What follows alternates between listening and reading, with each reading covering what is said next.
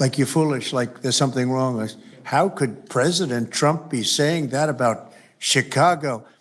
And yet the night before you see that, 11 people were shot, 5 people died, and you have him talking about like it's a wonderful situation. They make you feel guilty. And a lot of people don't get over that. They just don't get over it. It's a rough time you had, huh? So the chokeout was almost the end, you felt? Chokeout. Yeah, that was my only near-death experience in my life, and I'm quite shaken when I think about it now. It really feels unbelievable to me that on the streets of America that this type of violence against citizens could become so routine and accepted and cheered on by people. Although, in the immediate aftermath of Mr. Kirk's assassination, we saw again that type of depravity play out on quite large swaths of the left.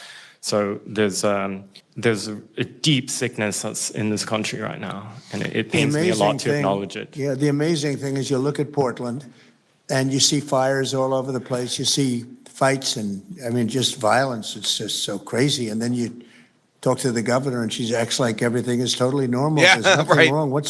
It's almost like, are you waking up from a dream or something? All these Democrats, these idiotic Democrats, they find a quiet park in Portland where there are no Antifa riots. And they're like, oh, see, Trump says Portland is in trouble, but everything's calm here. Everything's hunky-dory here. But they're not outside the ICE facility at night for the 100+ days it's been besieged, are they?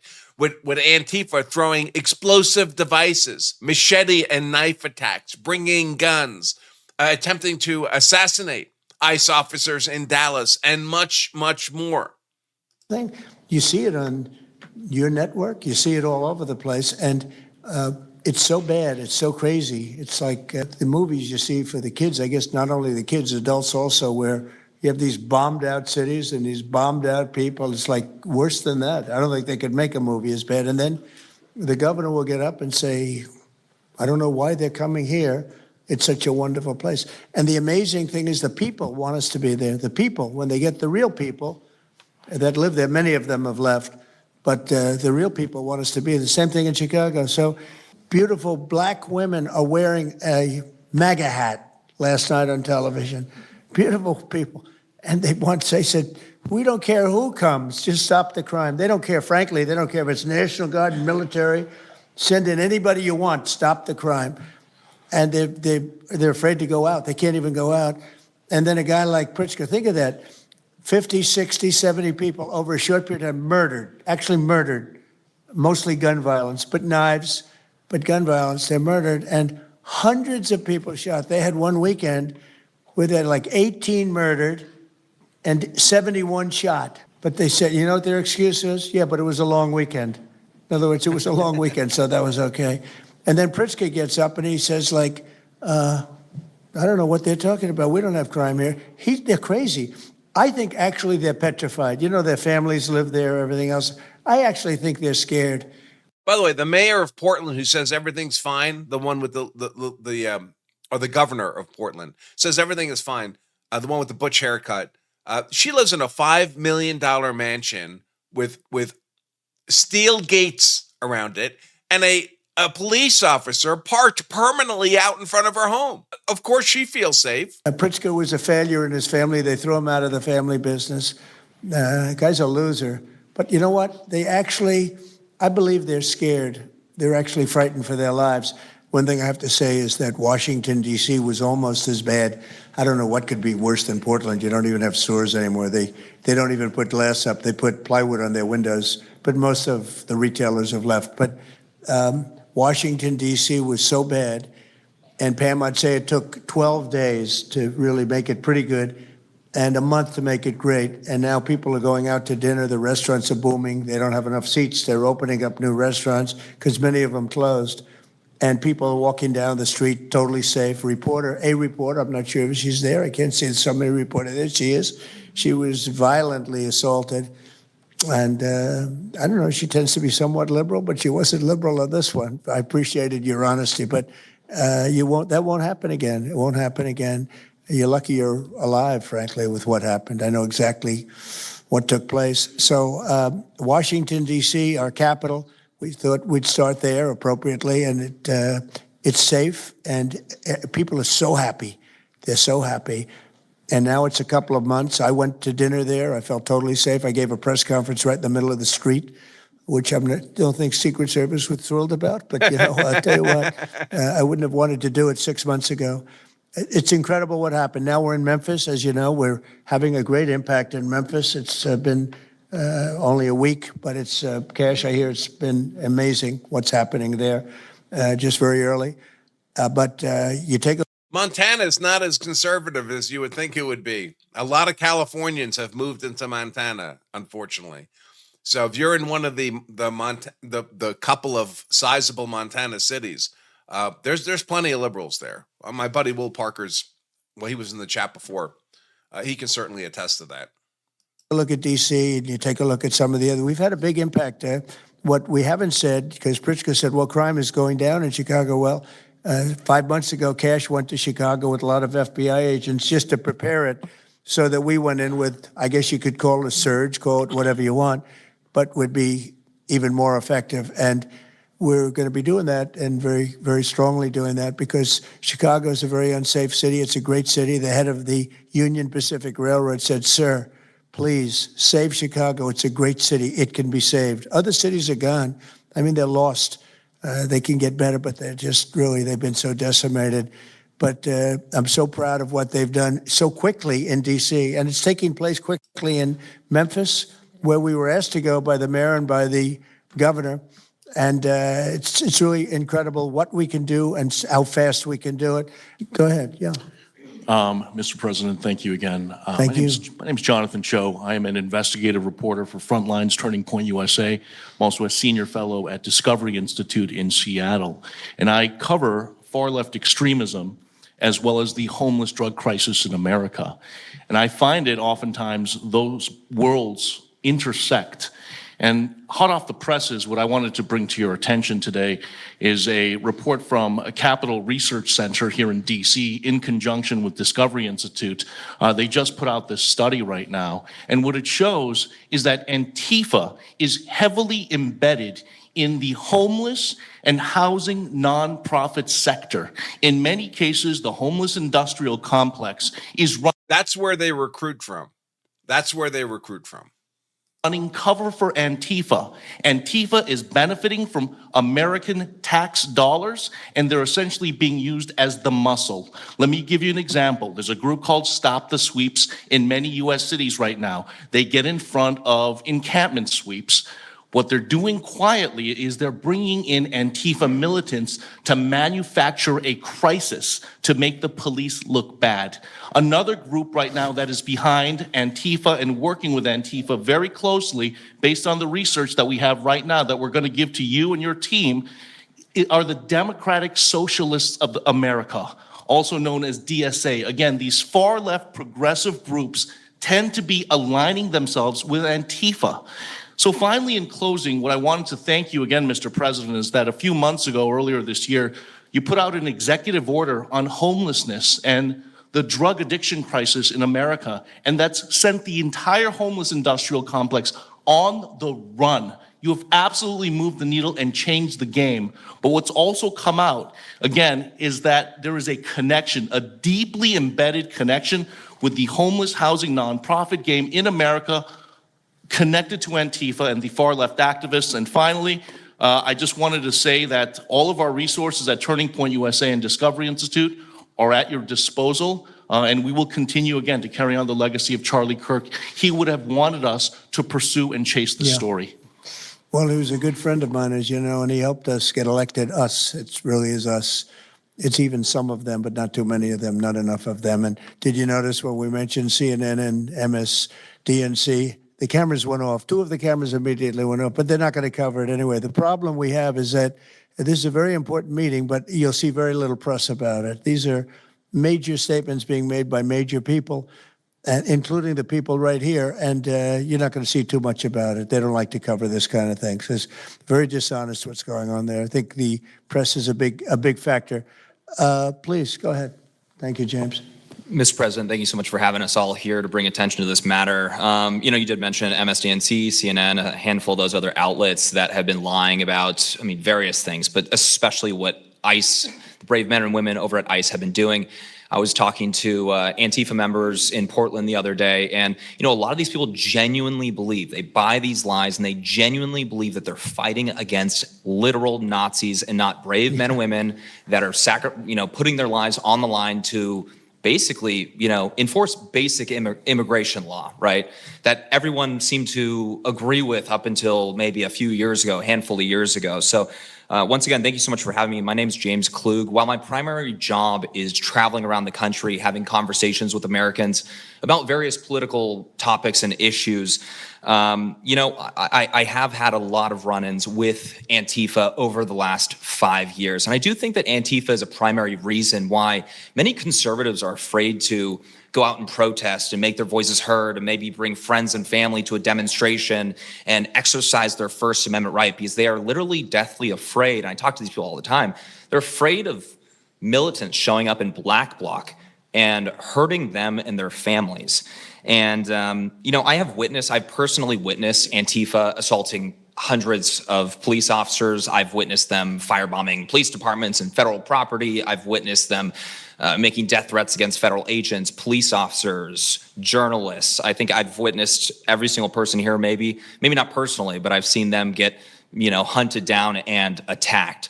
And so, this is a group that is responsible for a good percentage, if not a majority, of the violent riots in 2021 and 2020, when Democrat mayors had a kind of a hands-off approach with these left-wing militants.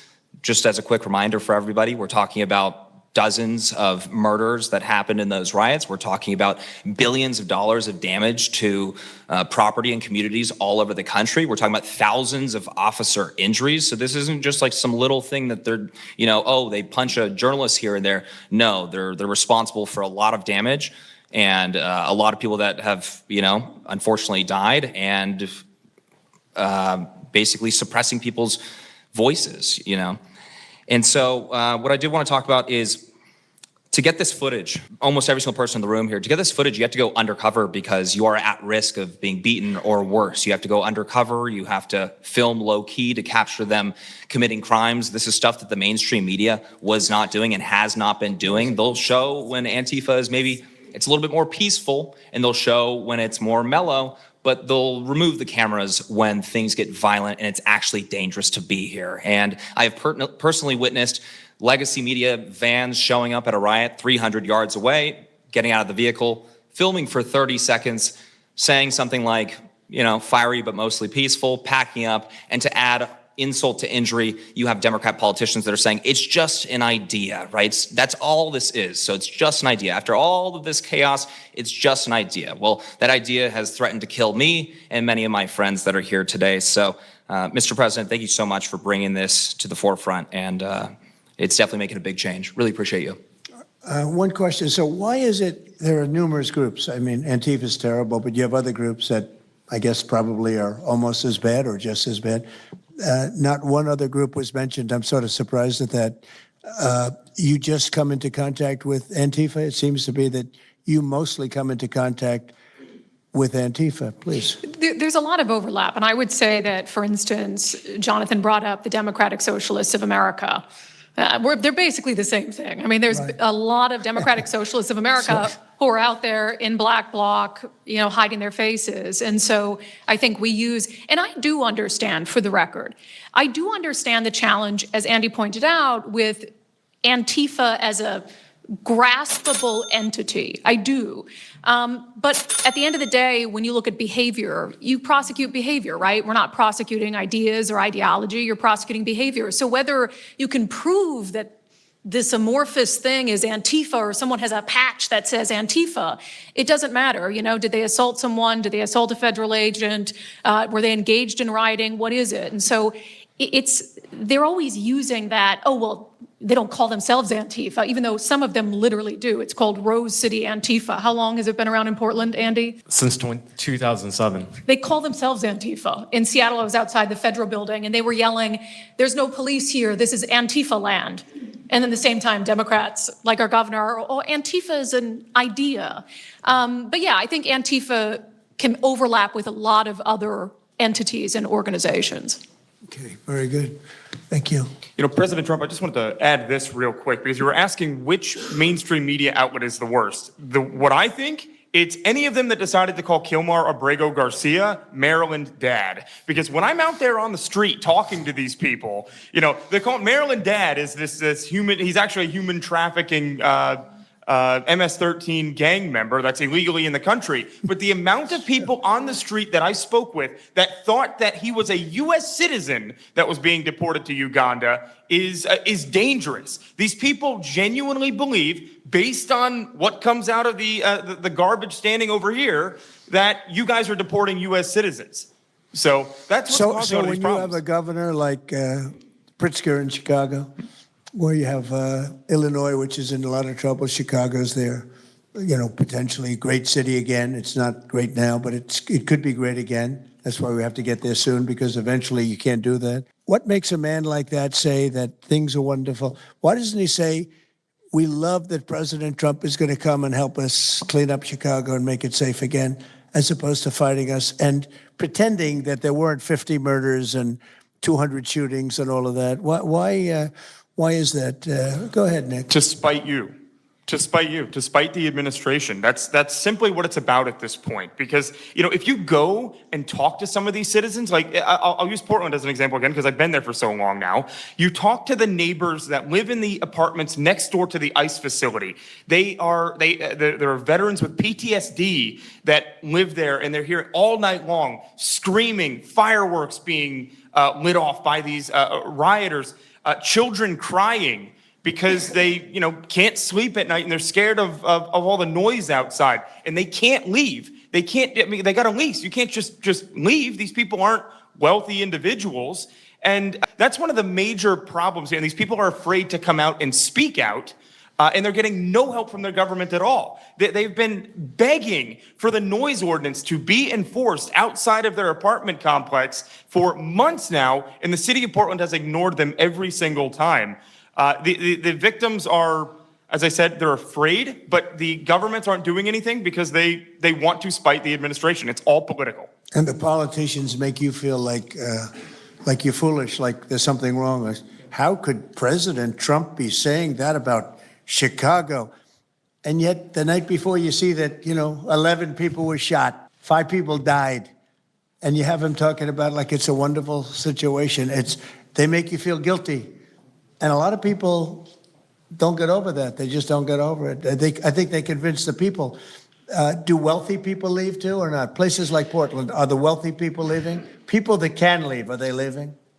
I think that they're moving to the areas that have been gentrified. I mean, the Oregon governor, when she was saying, we don't need Trump here, she's walking around. It's a very tight shot, if you notice that. And she said, Portland's just fine. You know, look at me. And they'll focus on the couple areas of Portland that are very nice. Well, she was saying that, and there were explosions in the background. Yeah. I mean, there was a reason they cropped it in.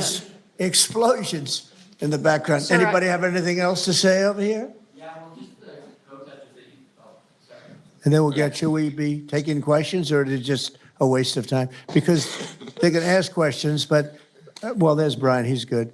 But you know what? In a way, it's a waste of time, because if you give a great answer, they don't put it on. If you give a horrendous answer, or even if you give a great answer, they make it sound like it's not a great answer. They're very dishonest. Go ahead, Nick. Yeah, and I think part of that dishonesty comes from what they see. For instance, I've never been asked to go on any other show besides Fox News. My clips go viral everywhere, but they've never even asked, like CNN's never asked, MSNBC's never asked. And a lot of times when I go to hotels, I'll stay and I'll watch like MSNBC. Fortunately, their ratings are terrible. They are terrible. MSNBC is dying, and CNN is dying like a dog. Like a dog. Poor CNN. They're so pathetic. It is very You pathetic. ever see their anchors in the evening? That nobody ever heard of them. Where do these people come? I could take anybody off the street in Washington, D.C. that do a better job. Yeah, and it's not amazing. hard to show what's going on these days. You literally have an iPhone and you can post it on X. They don't believe in the star system, you know. It's just one of those things, right? Okay, Nick, you finished, Nick? Yeah, Are thank you you very finished, much. Nick? Good Can I- job. Thank you very much. Well, you've been through hell, I tell you that, but you're really incredible patriots, incredible people. Go ahead, please, Brian. Brian, go ahead.